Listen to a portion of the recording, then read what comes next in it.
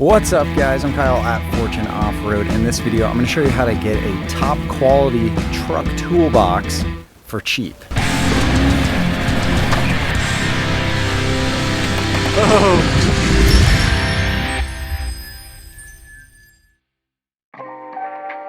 So I recently took the rooftop tent and a rooftop tent rack off of my truck, which just kind of opened up that bed to where now we can store more stuff in there. And we also have a gooseneck trailer now, which is the main reason why that whole thing happened. But I want to put a truck box in that bed, and really it's just to store a bunch of stuff. I mean, right now we store it in the cab, or we have stuff in the bed and we don't have a way to secure it. So it's nice to have a truck box for that. I've had one in pretty much every truck I've had, and it's time we throw one in here. So when you're looking at these truck boxes, the price range is pretty big. You can get one at like Tractor Supply or Walmart for a couple $100, maybe like $300 to $500 ish. And then if you want a nicer version, they get really expensive. They all seem to have something different that they're focusing on, like maybe weatherproofing, security, or toughness, something like that. For me, I'm kind of leaning towards the weatherproof side. That's what I care about the most. I just don't want those things in there to get wet, and then security would be nice too. So for me, what that would mean is something like a weather guard toolbox. And I thought, okay, yeah, let's grab a weather guard one. Holy smokes, the price of these things has really shot up over the last few years. Definitely since I bought my last one, and the price of these now are anywhere from like $900 to $1,200. And honestly, I just don't have the money lying around to just throw into a truck toolbox while I was thinking of it. So what I decided to do was get on Marketplace and see if I could find a used one. I totally did. I found one that's about $400. It's in fairly good shape. It definitely has some dents and things in there. I'm about to go pick it up. Once we get back here, I'm going to get it ready and basically just refurbish the whole thing, and we'll see how that goes. My goal is to keep the entire thing under $400. So that's definitely less than half, but maybe a third the price of what these things cost brand new. As long as it's looking pretty good and it works good, I'll be happy. Let's try to do this. When I'm looking for a toolbox, this is pretty much everything that I'm looking for my truck. So this one is very used, in pretty decent condition. It has little scrapes here and there, definitely in need of some paint. It's the weather guard, which in my opinion they make some of the best truck toolboxes because they are folded over on a lot of the lips. So even though they're the same thickness as a lot of aluminum truck boxes, these ones seem to be sturdier, harder to break into. You can see it's got the locks on both sides, which are kind of nice. Owner had both keys. Inside is what you'd expect, a little bit dirty, and it's got some additional tie downs. So what we're going to do is remove tie down rings in there, and then I'm going to tape off the locking mechanism and all the weather guard logos. Then we're going to clean it off. We're going to throw some paint on here. I'm going to add a few little touches to this, and then I'll show you some tricks I have for using one of these on your tow rig, because it kind of obstructs the view for your gooseneck or your fifth wheel if you have one installed.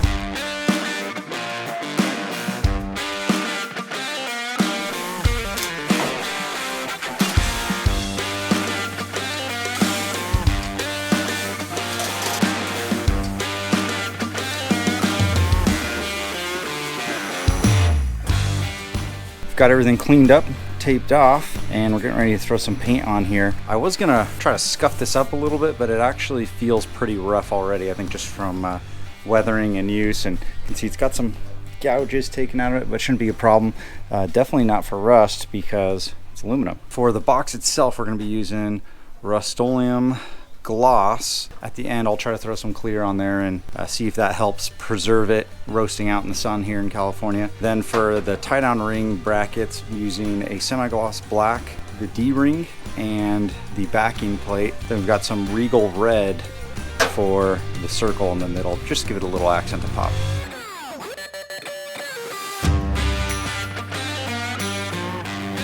I ended up using 3 coats of gloss black, followed by 2 coats of the crystal clear, and I think the finish came out really good. You'll see here in a second. I just hope it stays shiny and can last through a couple summers at least.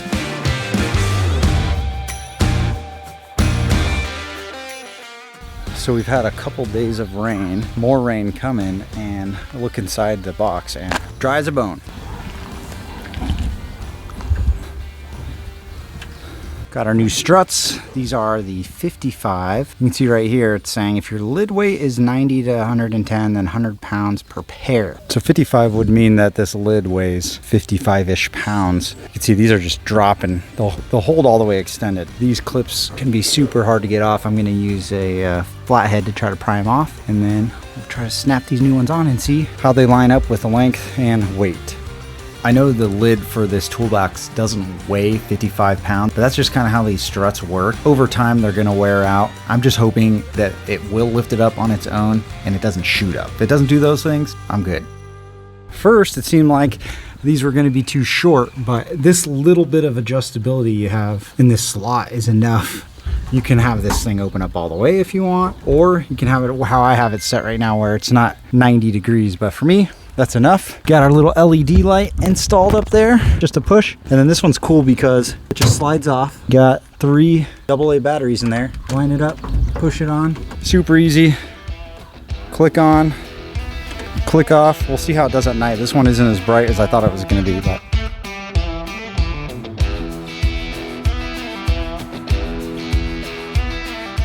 All right, so we've got the truck box pretty much all figured out. That's working great. One of the problems with having a gooseneck trailer or even a conventional tow is it's really hard to line up your ball with the tongue if you don't have a camera or you can't see it.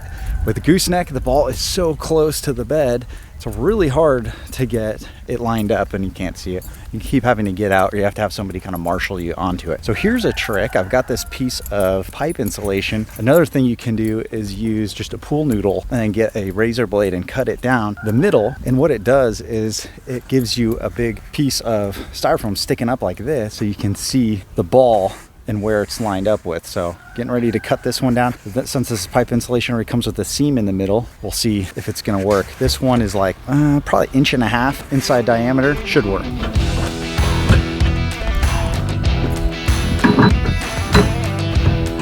So you can see why I wouldn't be able to see that ball now that the toolbox is on there. I used to just be able to sit real high. I could see where that ball is. So this is really gonna help out. The only reason why this one isn't great is because it's so dark. So if you're doing this at night or poor lighting conditions, it'd be hard to see, but I do have some orange construction spray paint, which I'll probably do once I figure out how long I need this to be. I'm gonna grab a razor blade and finish this slit right here, chop it where I think it's tall enough and where it can still fit in the toolbox.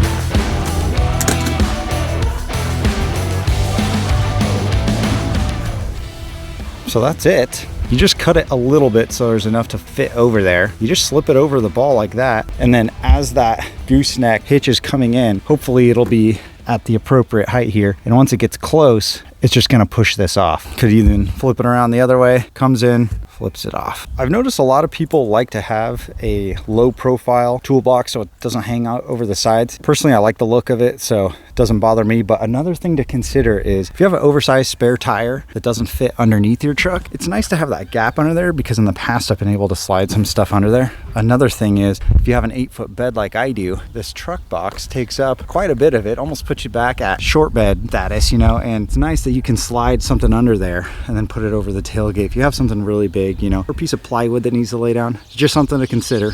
Well guys, that's about it for this video. I think it turned out pretty good. I'm pretty stoked with the looks and the functionality of it. I think it was a pretty good deal. Definitely stayed under $400. It was $300 for the box. Then we had about $25 in paint, $20 for the struts, and then $10 for the light. So overall, not bad. I would definitely do it again, and hopefully this spurred some ideas for you guys so you can do the same thing. Anybody can do a mod like this to a toolbox and get it refurbished for pretty cheap. If you did this with one of the already cheap toolboxes, you could save some serious money. All right guys, thanks for checking out this video.